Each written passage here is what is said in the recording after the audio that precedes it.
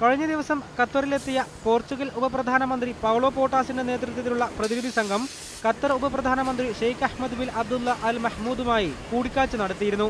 ഈ കൂടിക്കാഴ്ചയിലാണ് ഇരു രാജ്യങ്ങളും തമ്മിലുള്ള വാണിജ്യ വ്യാപാര ബന്ധങ്ങൾ ശക്തിപ്പെടുത്താൻ തീരുമാനമായത്. ദൈനംദിന ഇറച്ചി ഉപഭോഗം കൂടിവരുന്ന ഖത്തറിന് പോർച്ചുഗലിൽ നിന്നുള്ള കോഴിയിറച്ചി ഇറക്കുമതി വർദ്ധിപ്പിക്കാനും തീരുമാനമായി. ഖത്തറിൽ നിക്ഷേപം നടത്തുന്നതിന് ഉപപ്രധാനമന്ത്രി പോർച്ചുഗലിന് സഹായം വാഗ്ദാനം ചെയ്തു.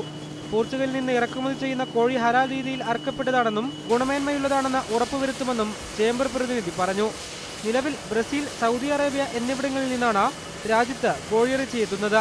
ഖത്തറിൽ തന്നെ ഉൽപ്പാദിപ്പിക്കുന്ന ഇറച്ചി പര്യാപ്തമാവാത്ത സാഹചര്യത്തിലാണ് ഇറക്കുമതി ചെയ്യേണ്ടി വരുന്നത്. ഭക്ഷ്യവിഭവങ്ങൾ നിർമ്മിക്കുന്ന മേഖലയ്ക്ക് ആവശ്യമായ അസംസ്കൃത വസ്തുക്കൾ ഇറക്കുമതി ചെയ്യുന്നതിനും ഇരു രാജ്യങ്ങളും തമ്മിൽ സഹകരണമുണ്ടാകും. Mujeeb Rahman, media 1 Doha.